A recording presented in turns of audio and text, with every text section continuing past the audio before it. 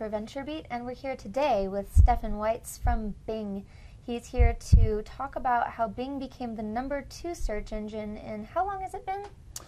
Well, really since the Yahoo deal was closed, it really kind of propelled us up to that position in the search market. But we've been around since June of 09, so it's been a couple of years now since we launched the thing, and we've seen steady gains in share every single month since we've launched. Tell me your theory on how that was accomplished, because I know a lot of people didn't have too much confidence in Bing at the outset. And they kind of had reason to. I mean, if you look at where we were at with live search back in the day, we had about a 1%, give or take, 1%.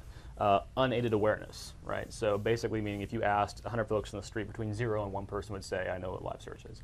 We're now up to the 75% range with Bing. So a huge jump there, obviously, of just people knowing about the product in the first place. And that was the first hurdle. Because of marketing and product placement and that kind of thing? Clearly, awareness is almost always attributed back to marketing. So you have to break through all the stuff that we see every day and actually get people to say, oh yeah, I've heard of this thing called Bing. The second thing that we did a lot of, I think, was trying to say, you should expect more from search.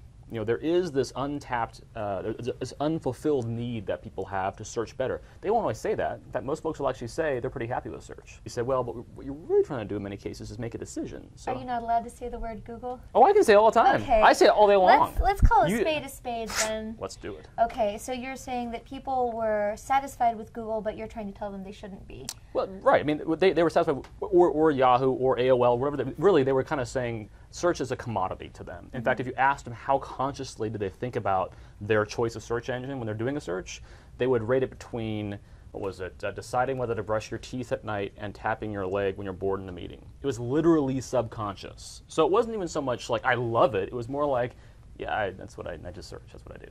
All right. So we were trying to say, hey, what you do with search today, you can actually expand that. Fundamentally, the search that we have today is about the same as it was a decade ago. Now, I ask you, if you were using your cell phone from a decade ago, would you be happy? Probably not. Maybe you would. Maybe you're like retro, and you're like, that's the StarTAC is all that, right?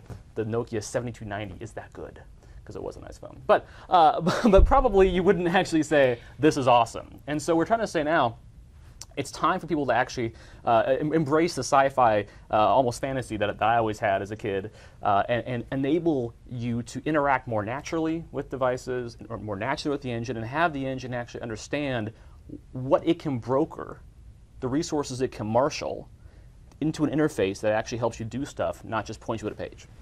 And Google does have a lot of those features as well, but perhaps they're not, A, marketing them very aggressively, or B, giving people a natural interface to experience those features. Well, people, whether or not they offer them is almost not the point. It's that people, all of us consumers, we expect search to fail a lot. We actually, if you look at all the stats, only about 1 in 4 searches actually result in a good result the first time. As an example, if you were, let's say, are you a vegetarian? No, you're not. You're a meat eater. Not anymore. Yeah, I'm a meat eater now. See, I thought you were. All right. Well, pretend you are still. Okay. Okay. Do your hands and pretend you're a vegetarian. Ooh, there we go. We're doing a Wayne's World thing now. Oh my God, we are. And now. Vegetarian. It's 2007 and I'm a vegetarian. So here's the challenge. This is a real challenge. Like, let's say we all want to dinner tonight. So all 4 of us in the room doing dinner tonight in San Francisco. And I say, okay, I want a dinner tonight, San Francisco, 4 people, 1's vegetarian. Put that in any search engine today. It's going to blow up. It's going to be horrible. We're trained on keyword search. We are, exactly. So what we're trying to do is say, that's a pretty clear intent. I can take that, I can disambiguate that, I can pull it apart, and I can actually use all the resources on the web, the services, all the structured content, all the different sites, all their content, to stitch together an answer which makes sense given what you're trying to do, what device you're asking it from, and ultimately who you are and who you know. So you think Bing can retrain people to search with higher expectations? I think people want to already. They have been trained. They shouldn't try it today. And I think especially as we break out of the search box, as we break into things like Bing on Xbox, as we break into voice search on the phone, the Lasso search on the iPad app that we have, all these different modes of searching, I think people will begin to have a more natural conversation with the engine. We're not getting into Clippy. We're not bringing back Clippy and Bing, although... Too bad. Love Clippy. Nah. Maybe we'll bring back Clippy. Okay.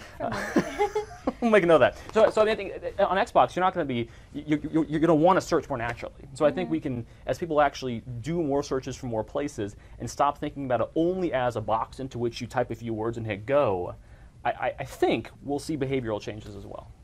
So it sounds to me like you're convinced that Bing is a superior product to Google search. Is that what I said? I think it's pretty much what you're getting at. Now, the bigger question is, can you overcome a decade of training culturally that has made Google a verb for what you do when you look for crap on the internet? Can Bing ever become the #1 search engine? If it's a zero-sum game, which is how people think about it, then that's tough. But it's not. That's the thing, right? It's what we want to do is grow the overall pie of. We want to grow the universe of the possible. So what can you do with search that you can't do today, and the areas that, of stuff you can't do today, we want to be the best there. These are things like that where you can expand even simple things that we do today, make them easier by taking all the different pieces of the web. So the services that are offered and all the content's offered, and putting it together. I think those are where you're going to see Bing really differentiate ourselves longer term than say just keyword search. And even if you are always the #2 search engine, you're still going to be making enough money from that it's not going to be. Well, I think we're going to be #1 in many areas. Yes. And who knows how we measure this in the future, but we endeavor to be the best. Okay. Well, thank you very much, Stefan, for stopping by. Thank you guys for watching. We'll see you again soon.